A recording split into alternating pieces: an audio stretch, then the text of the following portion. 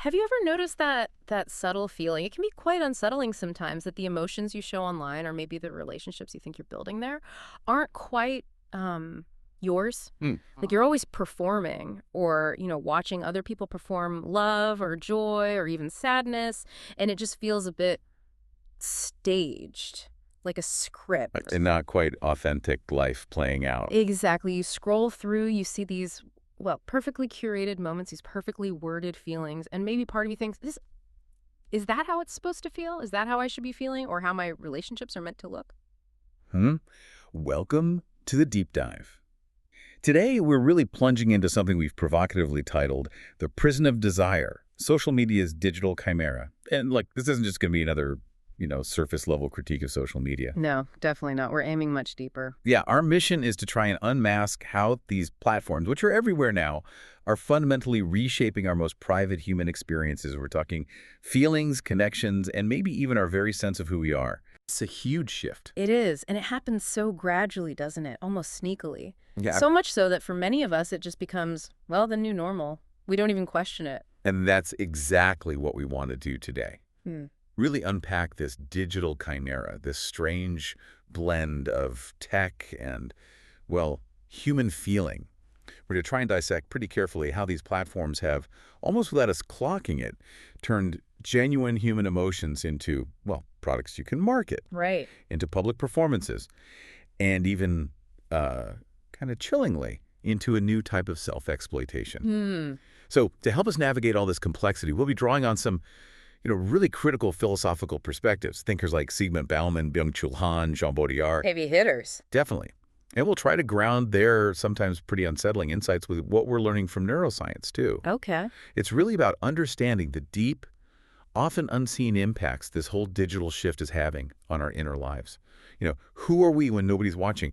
And maybe even more importantly, who are we when everyone is? Yeah, because it's more than just scrolling through stuff, isn't it? More than just consuming content. It feels like you're sliding deeper into, I don't know, like a carnival mirror fun house That's a good image. where this constant parade of ideas and images and these perfectly crafted stories are always telling you how you should be. Right, prescribing things. Yeah, how to be funny, how to be attractive, how to be acceptable, or even, how to make your partner happy. Like it's some kind of dance routine with steps you have to learn. Like a checklist for connection. Exactly. And we want to look at why this constant mirroring, this pressure to be ideal, isn't just, a bit demeaning to our actual experiences, but potentially, as the source says, deadly for our selfhood, for our ability to actually connect in a real way. It's about understanding that quiet, slow erosion of what makes us genuinely, well, human.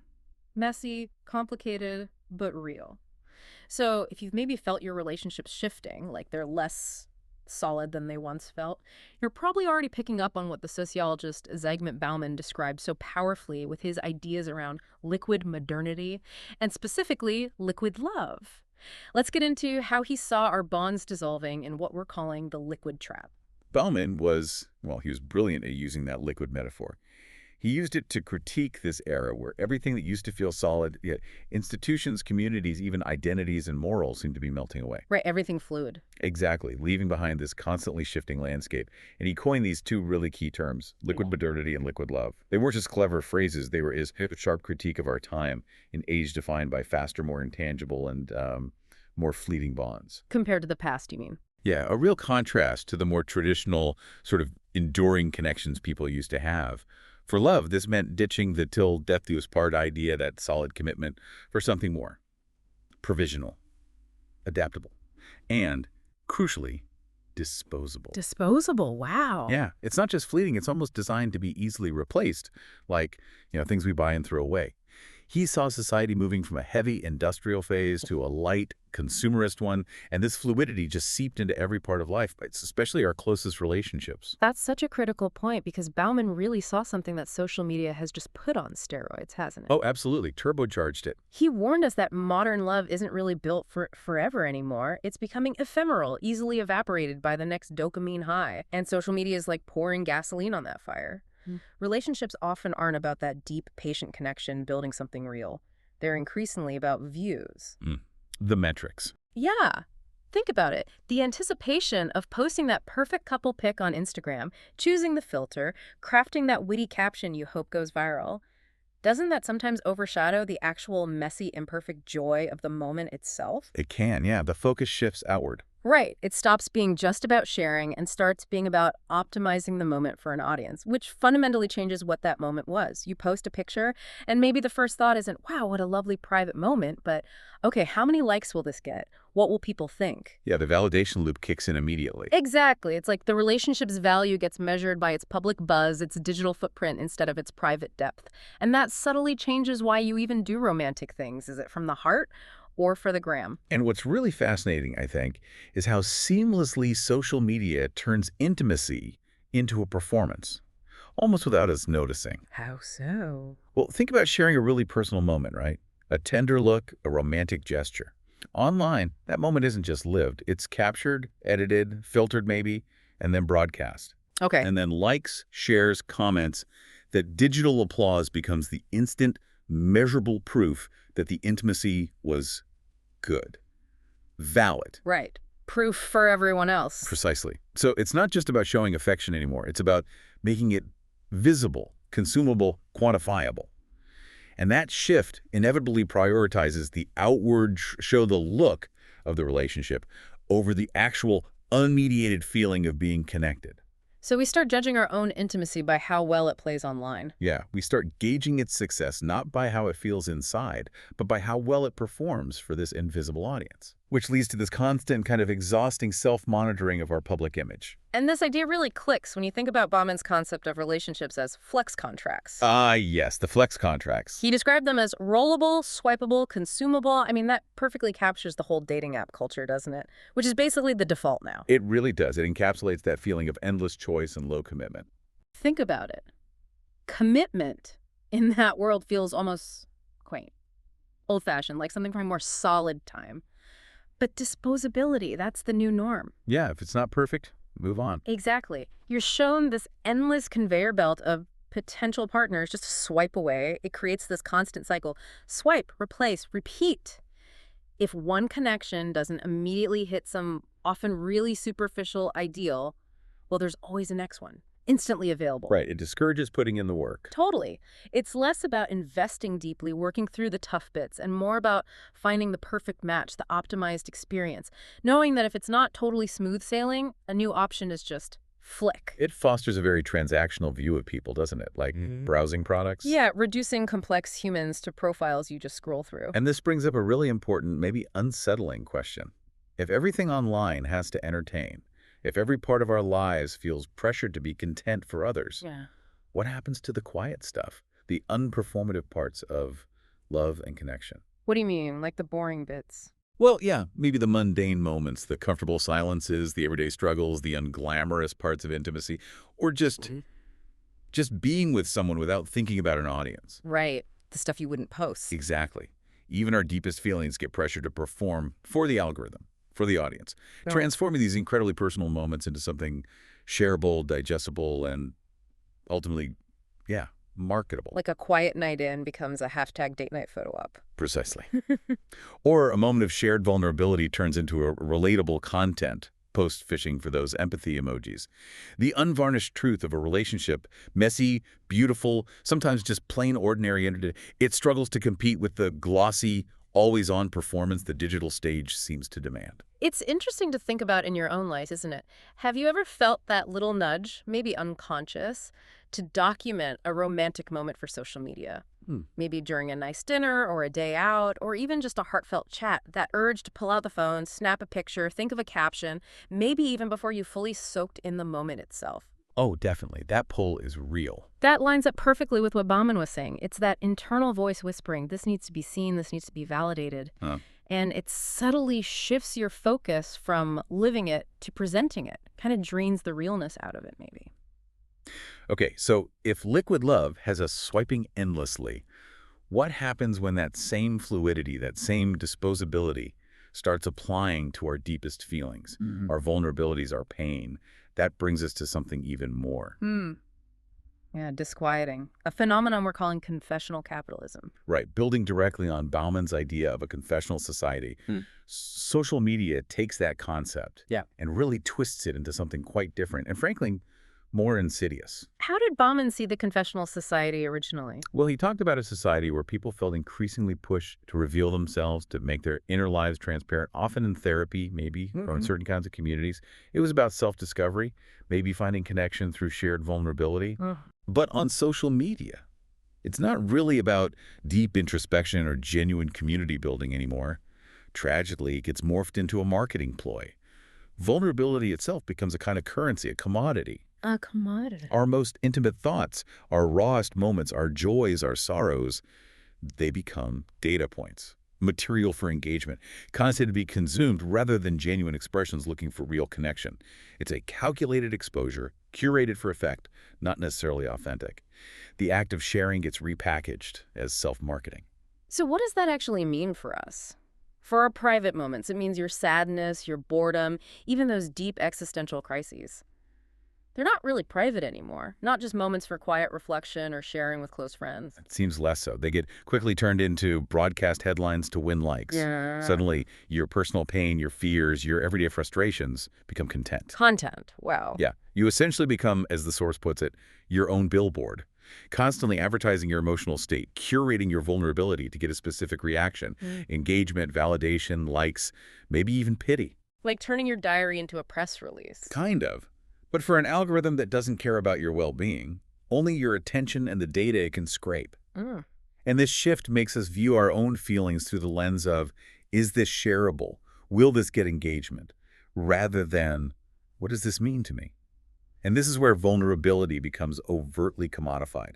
It's quite chilling when you dig into it. Every personal confession, every emotional disclosure, whether it's posting about overcoming something hard, sharing grief, talking about anxiety, or just venting, it all fuels what Shoshana Zuboff famously called surveillance capitalism. Right, the data harvesting aspect. Exactly. These platforms aren't just tracking what you buy or who you vote for. They're gathering data on your deepest feelings, your emotional triggers, your psychological weak spots, your moments of resilience, your despair. Just for ads. Well, ads are part of it, sure. Targeted ads. But it goes deeper. It's for a much more sophisticated understanding of human behavior itself.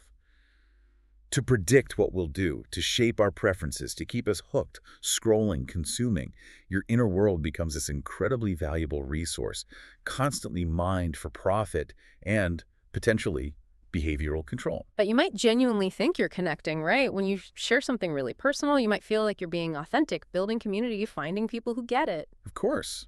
And sometimes that might happen, on some level. But what's really going on underneath, maybe, the source says you're the most intimate content marketer to yourself. Oof. That's a harsh way to put it, but Yeah, it means you're constantly curating and publishing your emotional life, your story, your vulnerability in a way that, whether you mean to or not, serves the platform's goal, engagement and data capture. you're making content out of your own life. Right. Content that feeds the algorithmic beast, that keeps the cycle of data collection going. It's subtle, but it kind of hijacks the act of sharing, redirecting it away from genuine human connection towards, well, something else. A performance of authenticity, maybe, rather than the real deal. Have you ever done that? Shared something deeply personal online, maybe looking for support or just connection, and afterwards felt, I don't know, a bit empty. Or just felt that the likes and comments, however nice, didn't really touch the sides, didn't match the depth of what you shared. Yeah, I think most people have felt that hollow validation at some point. That's exactly the feeling. The feeling of your pain, your vulnerability, becoming a product. The digital thumbs up, it might give a little momentary boost, but it often falls way short of real empathy, real presence, the kind you get from actual human interaction. It can leave you feeling exposed, maybe, but not truly seen or understood or healed. The transaction just feels incomplete. Okay, let's shift gears a bit. Let's bring in another really sharp thinker, Byung-Chul Han.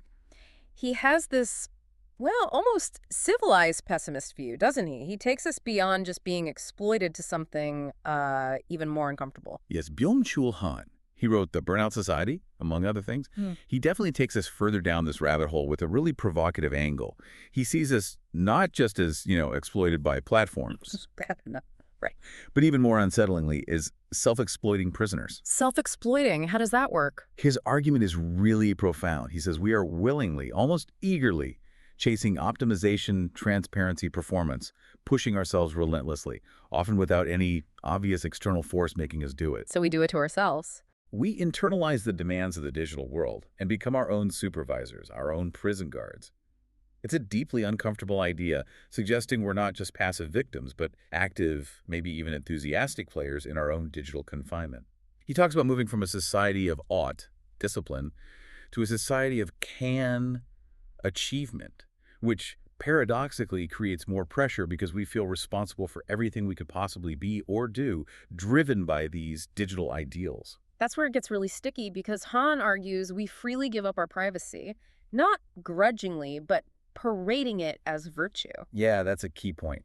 Think about how often people share incredibly intimate details, personal struggles, every little thing about their day, and frame it as being authentic or transparent or even brave. Right, like vulnerability is the highest virtue. We're constantly chasing self-optimization, performing this ideal version of ourselves, always aiming for more engagement, more likes, a more perfect online persona. And like you said, there's no literal guard tower watching us. No external coercion needed. We willingly become both the jailer and the inmate. We build the bars of our own digital cage through constant self-watching, self-presenting, chasing this idealized online self. And then we live inside it, often thinking it's freedom or real connection, when it's really not. It's a self-made prison of performance. And what's fascinating is how that traditional idea of the panopticon, Jeremy Bentham's prison design, where the guard can see everyone, but the inmates can't see the guard, so they have to police themselves. Yeah, the invisible watcher. That becomes completely internalized in the digital age. We don't need a guard in a tower anymore. We become our own guards. We watch ourselves, pushing for constant improvement, perfect presentation, driven by the metrics, the likes, the comments, the whole feedback loop of social media. Observer and observed in one. Exactly. We're the ones setting the standards and the one desperately trying to meet them, all inside this self-created digital frame. And that internal gaze, it's relentless. It's everywhere. Yeah. And it's way more effective than any external watchman because we're complicit. We think it's self-expression. It's discipline that feels like freedom. Precisely. Hahn has this quote. It's really powerful, almost jarring. He says something like, "We write down what I have seen. It might be that my books hurt because I describe things that one does not want to see." That captures his approach. He's not trying to be mean, is he? It's more that it hurts because he saw the mirror we pretended never existed. Yeah, holding up an uncomfortable reflection. He's forcing us to face this uncomfortable truth that maybe we are voluntarily enslaving ourselves to these digital ideals, that we're complicit in building our own cages, these gilded cages. It's like looking in a mirror and not seeing the perfect profile picture you curated, but the stressed out, performance-driven self that's always striving, always optimizing, always online, always editing. The exhaustion behind the filter. Yeah. The face of genuine exhaustion hidden behind that filter of perceived perfection. Think about it, maybe in your own life. That pressure to keep up a perfect aesthetic on your profile. Maybe your travel photos all have to have that same moody filter, or your thoughts have to be phrased just so, with that perfect blend of insight and humility. Or the self-optimization drive. Oh yeah, the relentless pursuit of self-optimization everywhere. Fitness, career, even relationships, all documented, all broadcast. Does that ever, even just for a second, feel like you're putting yourself in a cage, setting up these unspoken rules you have to follow to be seen as successful or desirable or just relevant online? And that constant feeling of being on. Yeah, that nagging feeling you always need to be on, always improving, always performing for some invisible judge. Okay, so to add another really crucial layer here, we need to bring in Jean Baudrillard. He introduces this powerful, almost reality-bending concept of the simulacrum. Simulacrum. Okay, what's the core idea there? He argues that media, and especially social media today, doesn't just reflect reality anymore. It actively manufactures it, to the point where the line between what's real and what's simulated just dissolves. So what does that actually mean, this idea of a simulation nation Baudrillard talks about? He suggests we've gone beyond just representing reality to creating a hyper-reality, a simulation that often feels more real, more intense, more desirable than reality itself. And often, it doesn't even have an original reference point in the real world anymore. Can you give an example? Think about how success looks on LinkedIn, maybe. Yeah. Everyone's career path seems perfectly smooth, always upward, always inspiring. Right. No mention of the struggles, usually. Or those authentic travel experiences you see on Instagram, often meticulously staged, the reality crafted for maximum engagement. It's not just a lie, it's like a new kind of truth, where the curated image shapes what we believe is real and what we should want. So in the context of social media relationships, maybe you aren't falling for a person in their raw, unedited complexity. Instead, as the source puts it, you're falling for the idea of love as encoded by influencers or by the perfect narratives you see online. So you're consuming a simulation of romance. Yeah, a hyper-real version, perfectly lit, perfectly captioned, emotionally heightened, which often has very little connection to the messy, complicated, sometimes mundane reality of actual human connection. It's like a copy without an original, an experience that feels real but is totally constructed for consumption. And this raises a huge, almost existential question about the authenticity of our whole emotional world. If our experiences are so heavily filtered, if we're constantly consuming these hyper-real simulations, what happens to our ability to feel genuine, unmediated emotion? Does it get diluted? Baudrillard would suggest something like that. Real pain is rare. Simulated, relatable content is endless. We consume this nonstop stream of curated emotional stories. The perfect proposal, the viral story of overcoming grief, the aspirational joy, the carefully crafted outrage. Right, the greatest hits of human emotion package. Exactly. And this constant diet can subtly, but really profoundly, make our own genuine, often messy, often ordinary, real-life feelings seem inadequate. Or maybe even unreal by comparison. Because they don't have that dramatic arc. Or the aesthetic gloss, or the instant algorithmic thumbs up that the simulated versions get. It can lead to this pervasive sense of emotional displacement, feeling like your own feelings aren't quite right. We start seeking the curated emotion, the one that performs well, rather than cultivating our own genuine, sometimes awkward responses. And the impact on our actual emotional responses where we invest our energy is pretty profound too, isn't it? Baudrillard points out how you weep at real romance. You pour intense emotional energy into these simulations. Getting invested in the story. Yeah, you might cry over a fictional breakup in some viral post or feel deeply moved by an influencer's perfectly crafted narrative about overcoming something. You grieve for this presented, maybe fictional online breakup as if it's happening to you. Right. Meanwhile, while all that emotional energy is going into the simulation, real life gently shrugs and slips through the algorithm's fingers. The actual, tangible, messy human things happening around you, a friend quietly needing support, the beauty of a sunset you didn't post, a family member's unglamorous struggle. Maybe those get less of your emotional bandwidth, less of your real presence. Because they don't have the same dramatic framing. Or the same algorithmically amplified urgency as the simulated stuff, that the hyper-real just kind of overwhelms the actual real. Have you ever caught yourself being more emotionally wrapped up in, say, a celebrity breakup or a character's fate on a hit show or some viral human interest story from a stranger than you are in something real happening in your own community? Or even a struggle faced by someone you actually know well? Ouch. Yeah, probably. It's easy to do. That right there is a powerful taste of Baudrillard's simulacrum in action. It's not about judging, it's just observing how our emotional priorities can get subtly, sometimes drastically, rewired by the sheer force of manufactured reality. The copy becomes more compelling than the original. Okay, these philosophical takes from Bowman, Hahn, Baudrillard, they're incredibly potent, aren't they? But they're not just abstract theories floating around in books. No, not at all. It's not just philosophers guessing. We're now seeing neuroscience providing real, concrete evidence for what these thinkers were worried about. Our brains are quite literally being rewired by these digital environments. The impacts are actually measurable. Exactly. The scientific backing for these huge psychological and social shifts is just getting stronger and stronger. The neural pathways in our brains, the way we process information, even our basic attention spans are rapidly adapting to the constant stimulation, the reward cycles built into social media. It's a physical change. Yeah, a physical, measurable change that really underpins the philosophical concerns. Our biology is literally catching up to and being reshaped by our digital world. It creates this feedback loop between the technology and our own neurophysiology. Okay. Let's try and unpack some of those key neurological and behavioral impacts science is confirming, how we're being affected. First up, those infamous dopamine loops that ensure you never look away. Ah, the dopamine loops. Yeah. The core isn't just getting a dopamine hit from a like, right? It's the unpredictability, like a slot machine. Exactly. The intermittent variable reward schedule. Yeah. Casinos perfected it. We're getting dopamine from the uncertainty of when the next reward, a like, a comment, a notification will come and how good it will be. This creates this incredibly powerful seeking behavior, this almost compulsive urge to check, refresh, scroll endlessly, because the brain is wired to anticipate that next potential hit, even if most of the time it's not that rewarding. It's a low-level, constant addiction cycle. Perfectly tuned to keep our eyes glued to the screen.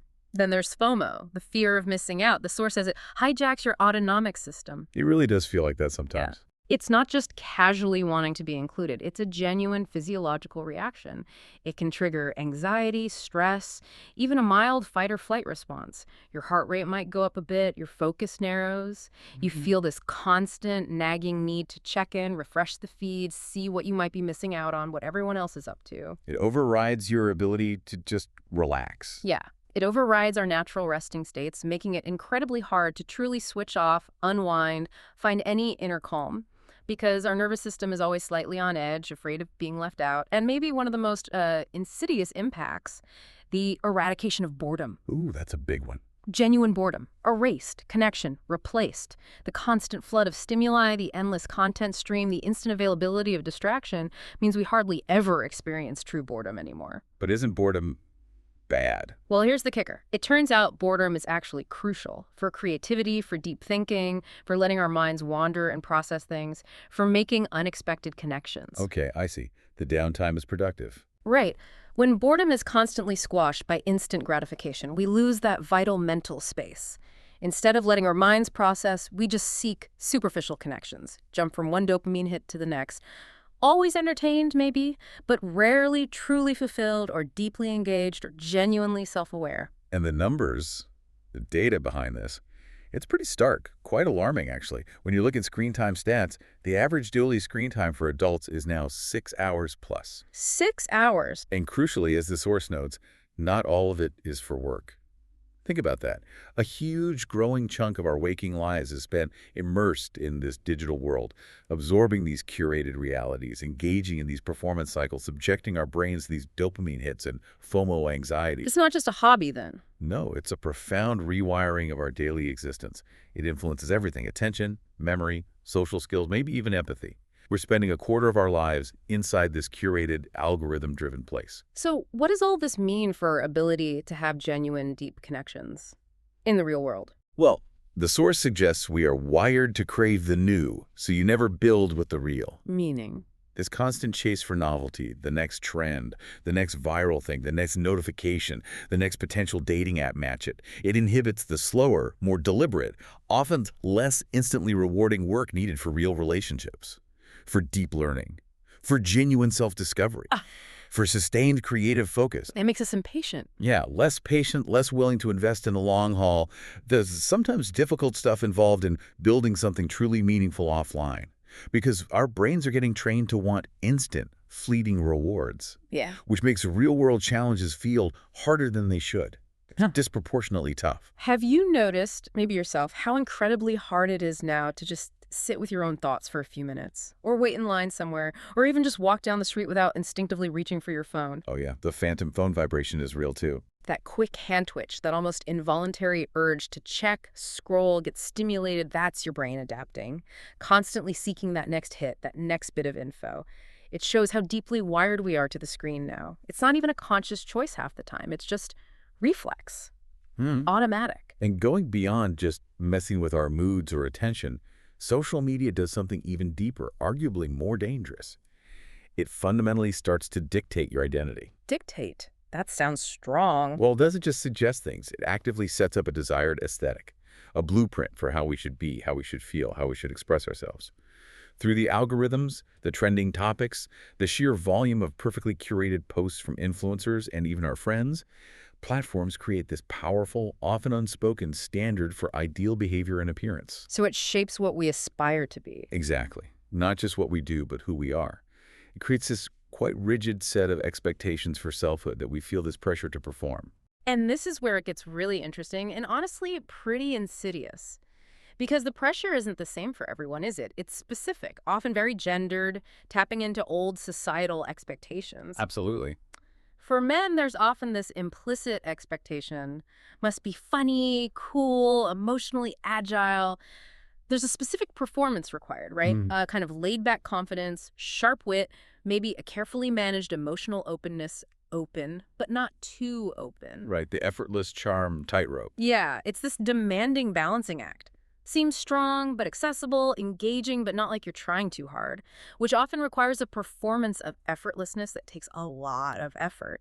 And that pressure to fit these molds can really stifle genuine feelings and lead to superficial connections. And for women, the pressures are just as intense, but often look different, leaning heavily on those deeply embedded patriarchal ideals. Mm. The expectation often is be sexy, upbeat, eternally desirable. The constant performance of pleasantness and appeal. Exactly. It translates into this nonstop curation of physical attractiveness, maintaining a perpetually positive vibe, projecting this aura of effortless allure, this relentless chase for external perfection. Every post, every photo, every caption can become part of this exhausting performance. It demands huge energy to maintain this image of flawlessness and universal appeal. And it's not just about looking good. No, it's about embodying this specific, often unreachable, feminine ideal that's constantly being evaluated, judged. The psychological weight of that constant self-objectification for an audience, it's immense. And the source says, relate to this, and your self-worth likes your own reflection. Our internal sense of value, our actual self-esteem, gets tangled up with external validation. Likes, comments, shares. Yeah, the follower Okay. count. They become these digital mirrors reflecting back whether our chosen persona is good enough. It creates this really dependent relationship between how we feel inside and these outside metrics. Our peace of mind can swing wildly based on how the algorithm responds to our self-show. So the better you fit the mold, the more likes, the better you feel. Essentially, yeah.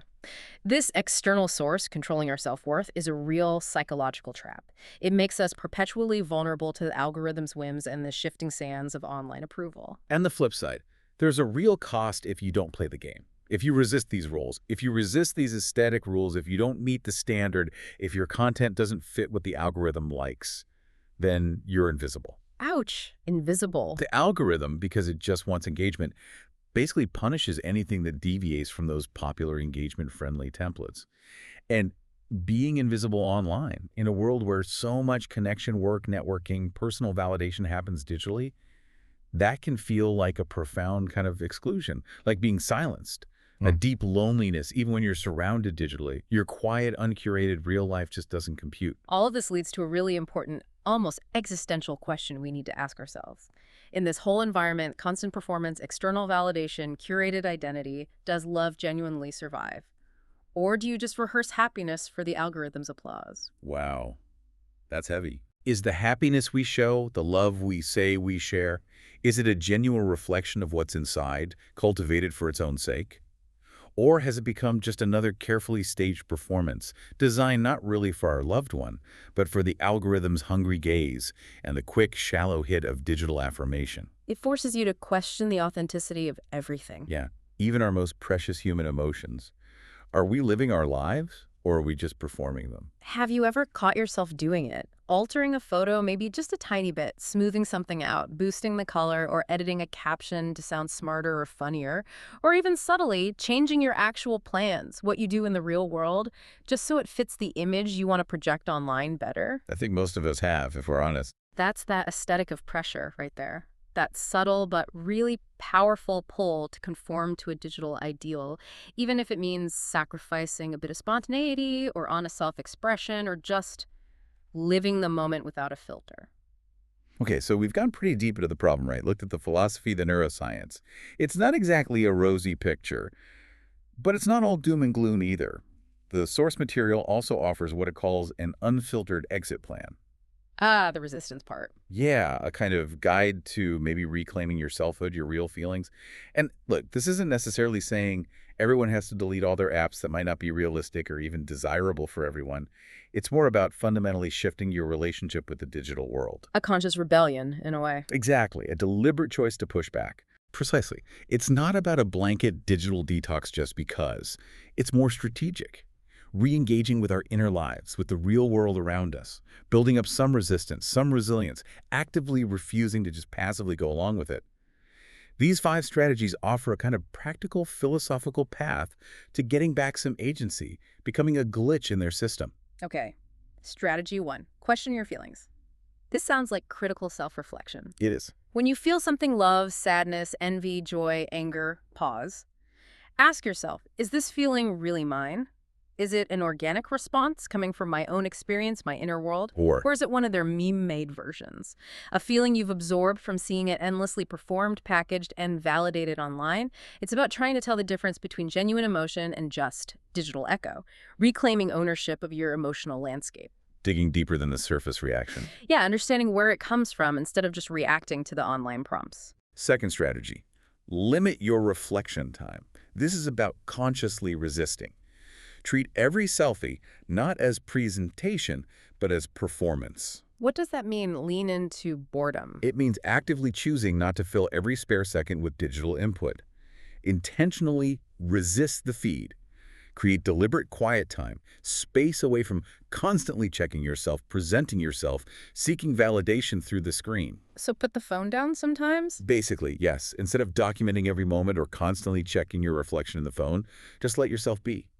Embrace. Instead of consuming content designed to keep you hooked, feeling inadequate, maybe comparing yourself, consciously choose to engage with the thinkers who actually explain the system, who expose the mechanisms behind this digital unease. Let them arm you with understanding. Let them tell you what's happening while our brain suffers quietly, instead of letting influencers tell you how you should feel or live. These philosophers offer a different kind of perspective, one that helps you see the power structures, recognize the manipulation, rather than just being a pawn in the game. Their insights are like tools, a shield and a sword for navigating this digital age. Context and critical thinking that no influencer provides. The fourth strategy, choose one relationship that refuses to be monetized. Refuses to be monetized. Prioritize at least one connection, a friend, family, partner, that exists purely offline, completely free from the social media gaze and its demands. Speak face-to-face, share silence, laugh unscripted. Cultivate something totally private. Exactly. A relationship where the connection itself is the point, where its depth isn't measured by likes or shares, where it exists just for human intimacy, free from performance pressure or public validation. That offline sanctuary can be an incredibly powerful anchor in this, well, liquid and commodified world. It reminds you what unmediated human connection actually feels like, its beauty, its resilience. And finally, number 5, which I love, it's wonderfully subversive. Laugh at your own head. Yes. Embrace the absurdity. Find humor in it all. This is satire more than self-help. The world's absurd. Your resistance can be comedic. Finding the humor in how ridiculous digitally mediated life can be, in our own compulsive phone checking, in the crazy demands of online performance. That can be a really powerful way to rebel. It breaks the spell. Yeah. It's about not taking it all so deadly seriously, finding joy in the flaws, recognizing the inherent silliness of the whole digital charade, using laughter to break the power of the digital chimera. Take yourself less seriously so you can maybe take your true self more seriously. And ultimately, the core idea of this outcast rebellion is realizing that freedom isn't just deleting an app, it's glitching their program with your presence. Glitching their program? How? It's not about escaping the whole system, which might be impossible for many people anyway. It's about reclaiming your agency, your humanity within it, showing up authentically, sometimes imperfectly, often quietly. And by doing that, you disrupt the expectation of constant performance, of commodified emotion, your unmediated presence, your unmonetized laugh, your unshared private moment. Those are the subtle but powerful glitches that can undermine the digital matrix and reaffirm your own autonomy. So we've covered a lot of ground today. It's been a real deep dive, hasn't it? Exploring how social media has kind of twisted our deepest human desires, our feelings, into something performative, something commodified, making us both eager consumers of digital identities and, maybe without realizing it, the product being consumed. Yeah, from Bauman's liquid love and disposable connections, To Hans' chilling ideas about self-exploitation in our own internal panopticons. and Baudrillard's vision of a simulation nation where the manufactured reality pushes out the genuine experience. The picture is pretty clear. Our inner lives are under immense pressure, profoundly reshaped, constantly evaluated. And as you, the listener, reflect on all this, maybe hold on to this provocative thought, something to really chew on. Your anxiety, your self-image, even your laughter has been meticulously designed for eyeballs. You don't just consume anymore. You are the consumed. Oof, that's a stark takeaway. It is. It highlights that profound shift in identity, where who we are is increasingly shaped by the demands and metrics of the digital stage rather than by our own authentic inner compass. So as you go about your day, maybe just consider this. If even one person reads this and laughs, a real laugh, not an emoji laugh, is the rebellion worth it? How might you, in your own small, unique way, start to glitch their program with your authentic presence, with your genuine, unmonetized feelings, rather than just offering up another polished performance? What tiny subversive act of unsharing or unliking or just purely being present in an unrecorded moment? What can you commit to today? The quiet revolution, maybe it starts right there within each of us.